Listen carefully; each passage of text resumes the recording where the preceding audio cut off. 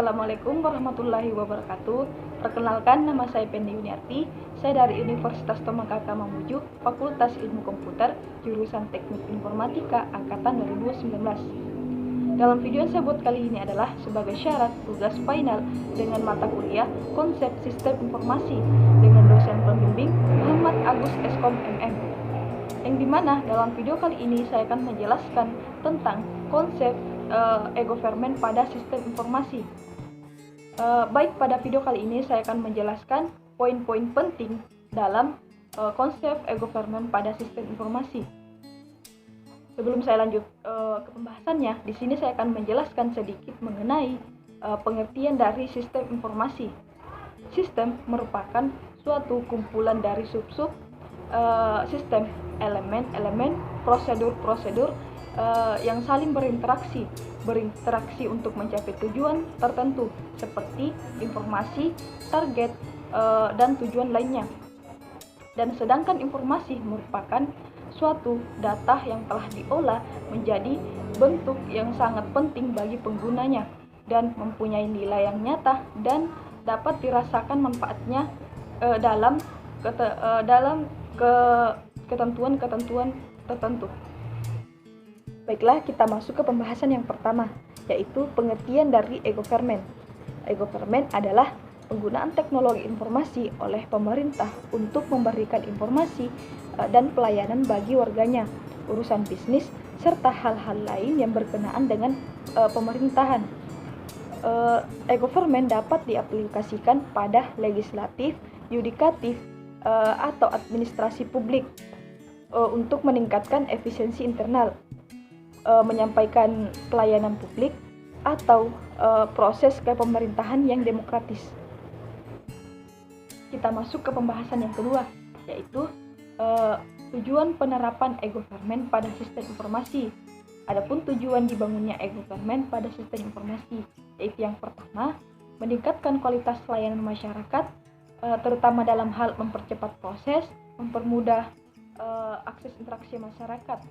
Yang kedua, meningkatkan transparansi pemerintahan dengan memperbanyak akses informasi publik.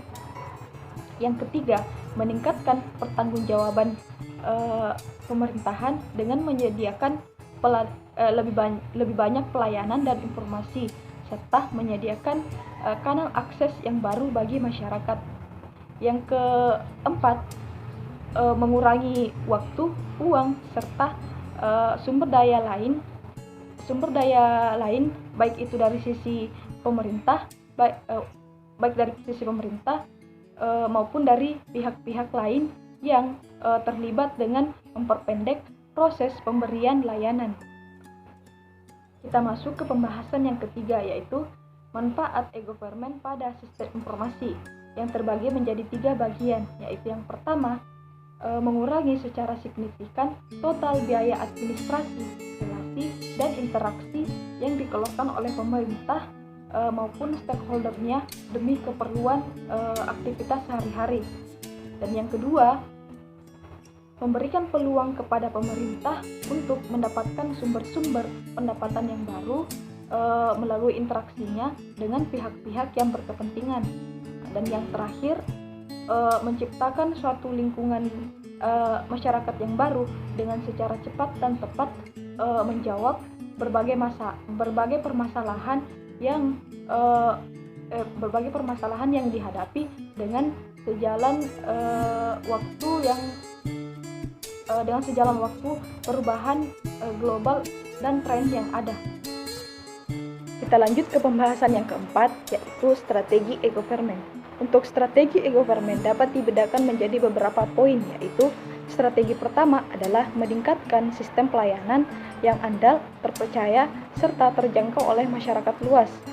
Strategi kedua adalah menata sistem dan proses kerja pemerintah dan pemerintah daerah secara holistik. Strategi ketiga adalah memanfaatkan sistem informasi secara optimal. Strategi keempat adalah meningkatkan peran serta dunia usaha dan mengembangkan industri telekomunikasi dan teknologi informasi. Strategi kelima adalah mengembangkan kapasitas sumber daya manusia, baik itu dari pemerintah maupun dari pemerintah otonom, disertai dengan mengembangkan literasi masyarakat.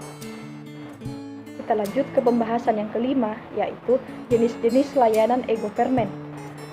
Yang pertama yang akan saya jelaskan adalah 1. Government to Citizen atau Government to Customer atau G2C adalah penyampaian informasi pelayanan publik oleh pemerintah kepada masyarakat dengan menggunakan teknologi informasi. Jenis-jenis yang kedua adalah Government to Business atau G2B adalah transaksi-transaksi elektronik yang dimana pemerintah menyediakan berbagai informasi yang dibutuhkan kalangan bisnis untuk bertransaksi dengan pemerintah.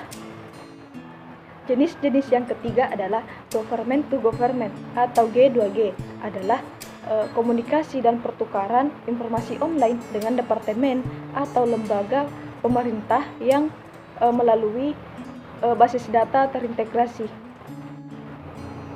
Jenis-jenis yang terakhir adalah Government to Employees atau G2E. Government to Employees diperuntukkan untuk meningkatkan kinerja dan kesejahteraan para pegawai negeri atau karyawan pemerintahan yang bekerja di sejumlah institusi sebagai pelayan masyarakat. Kita lanjut ke pembahasan yang terakhir, yaitu fungsi dari e-government. Fungsi dari e-government dapat dibedakan menjadi 4 poin, yaitu 1. Pelayanan servis yang lebih baik kepada masyarakat. 2. Peningkatan hubungan antara pemerintah, pelaku bisnis, dan masyarakat umum. 3. Pemberdayaan masyarakat melalui informasi yang mudah diperoleh. Dan yang terakhir, pelaksanaan pemerintahan yang lebih efisien. Baiklah, itulah penjelasan singkat saya mengenai konsep e-government pada sistem informasi. Semoga di video kali ini dapat bermanfaat bagi saya dan teman-teman yang menyaksikan video ini. Jika ada kata-kata yang kurang berkenan di hati kalian, mohon dimaafkan.